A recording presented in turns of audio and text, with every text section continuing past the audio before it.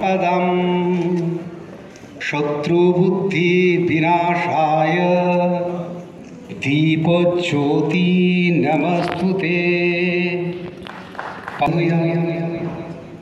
सर्वे सन्तु निरामया सर्वे भद्राणि पश्यन्तु मा कश्चित् दुःखमाप्नुयात्।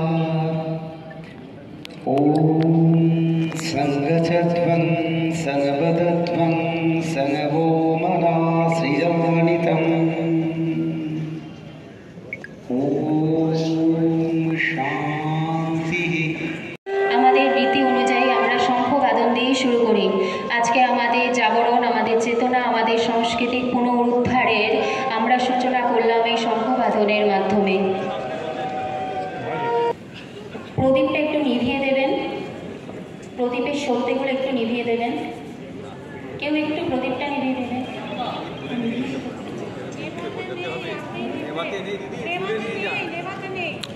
দাদাটাকে দাদা হ্যালো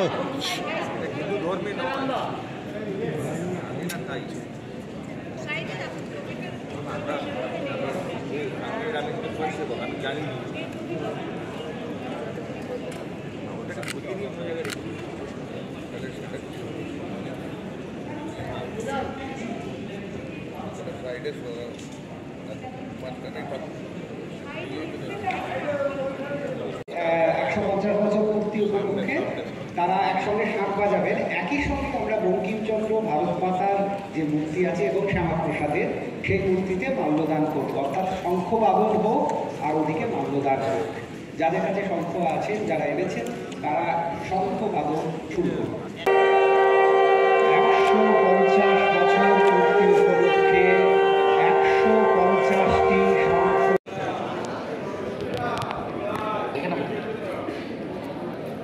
মাননীয়া দেবশ্রী চৌধুরী আর শঙ্করদাকে বলবো, আরো যারা এসেছেন আপনি যদি এসে একটু ডেকে নেন। কারা?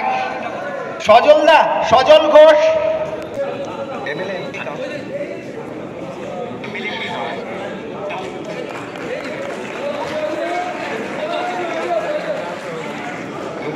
পরে আছে।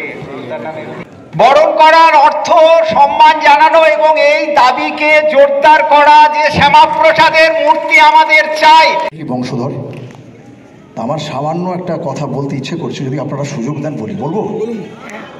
আজকে যে দুটো মানুষকে নিয়ে অনুষ্ঠানটা হচ্ছে তাদের কিন্তু লক্ষ্য একটাই ছিল, কিন্তু তারা দুজনেই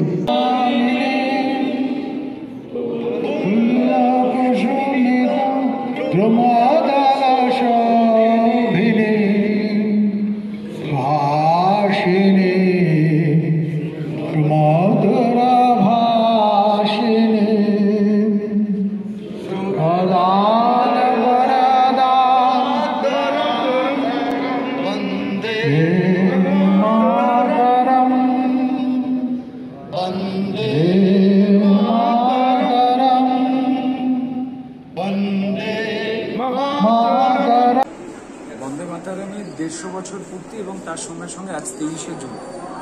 আমরা সবাই জানি যে শ্যামাপ্রসাদ মুখোপাধ্যায়কে যে 370 ধারা মাত্র কয়েক মাস আগেই অবসান করলেন আমাদের দেশের স্বরাষ্ট্রমন্ত্রী যশস্বী প্রধানমন্ত্রীর সঙ্গে আলোচনা করে, যেখানে নিজ ভূমে পরবাসী ছিলেন হিন্দুরা এবং অন্যান্যরা,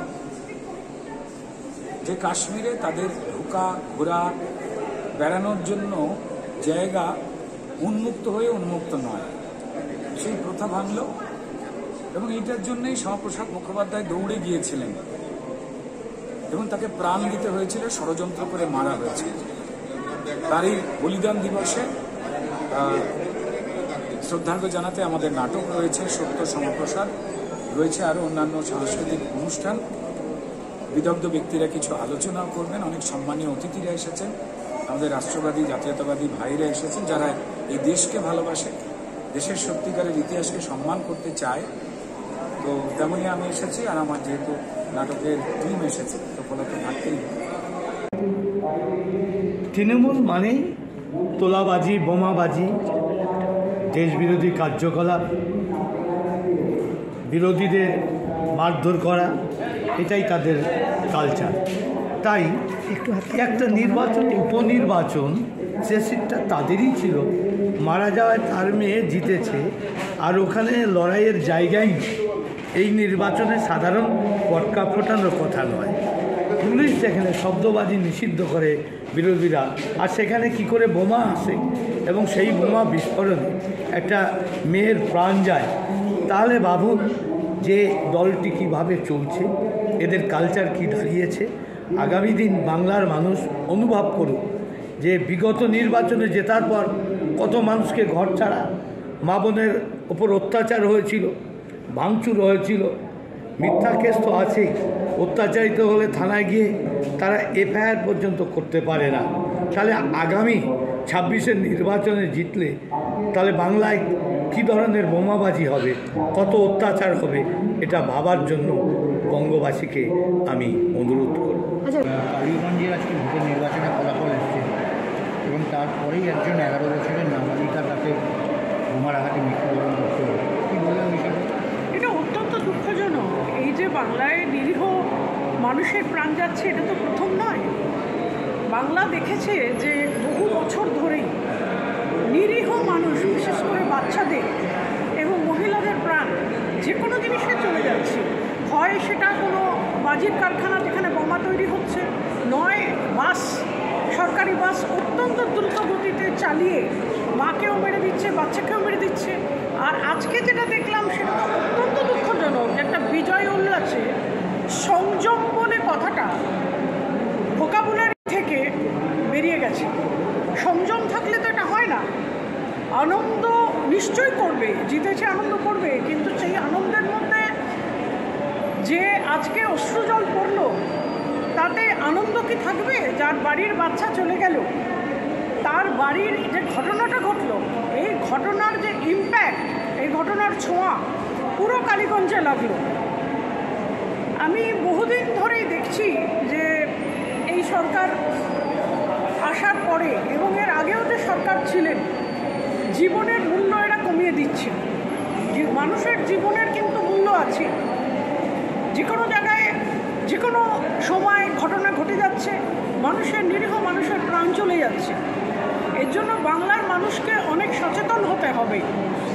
আজকে যে ঘটনা ঘটলো, আমরা শুধু দুঃখ জানাবো না, আমি এটা বলবো যে পুলিশ ইমিডিয়েটলি অ্যারেস্ট করুন। আনন্দ পরে জেতা হারা থাকেই ইলেকশনে, কিন্তু যে ঘটনা ঘটেছে, পুলিশ দালালি ছেড়ে ইউনিফর্মের মর্যাদাটা রেখে ইমিডিয়েটলি অ্যারেস্ট করুন। তাহলে বুঝবো যে জেতাটা যথার্থ জেতা হয়েছে, নয়তো বুঝবো যে জেতার পেছনে গুলি বারুদ বোম আছে। দিদি, আরেকটা প্রশ্ন করবো, আজকে বন্দে মাতরমের 200 বছর নিয়ে একটা অনুষ্ঠানে আপনি অংশগ্রহণ করলেন, কী বলবেন এই বিষয়টাতে?